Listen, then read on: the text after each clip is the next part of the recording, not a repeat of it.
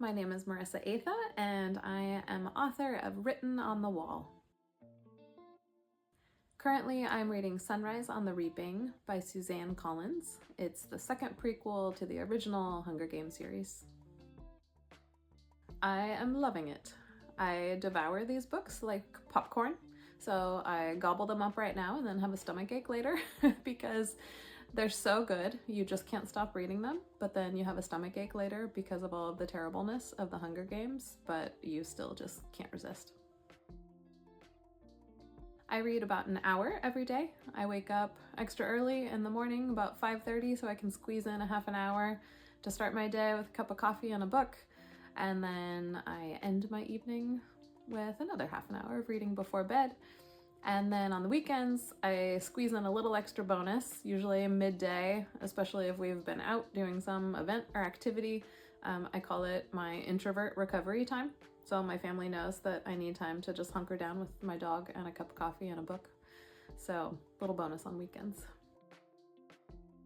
One book? You're asking writers to recommend only one book? Okay, the one book that I will always recommend is All the Light We Cannot See by Anthony Doerr, because it is so beautifully written from start to finish. The characters, the plot, the description, the way the story weaves together, it's just magical from start to end.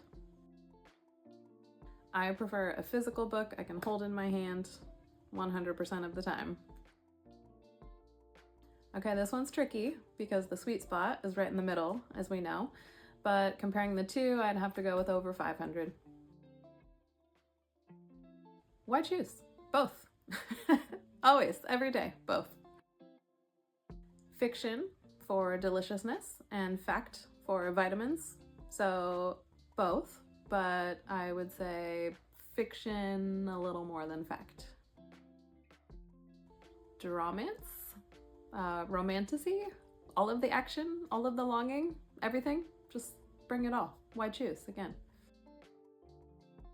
So I was a good little English major in college, and I read all of my classics, all my Hemingway and Tolstoy, Faulkner. I put in all my time, so I feel like now I have earned the right to graduate to new releases and enjoy all of the up-and-coming fiction that current writers are offering. So I apologize to Sarah J. Maas, who is an amazing writer, and I adored her Court of Thorn and Roses series and her Crescent City series, but I could not get through the Throne of Glass series. I got a few books in and I was just bored. I'm so sorry.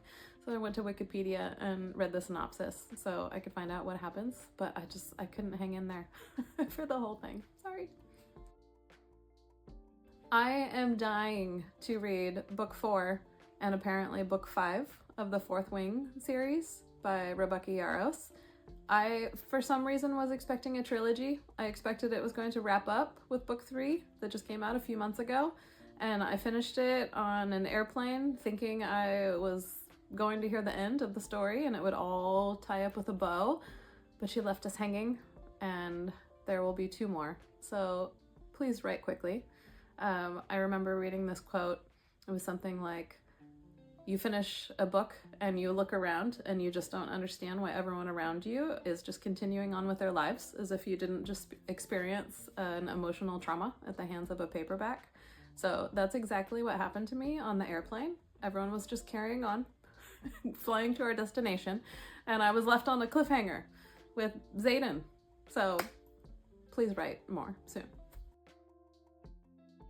So if people stopped reading and writing, we would lose our storytellers, who are the ones that weave our experience into narrative and help us make meaning of our lives and what happens in our lives. So we need the storytellers.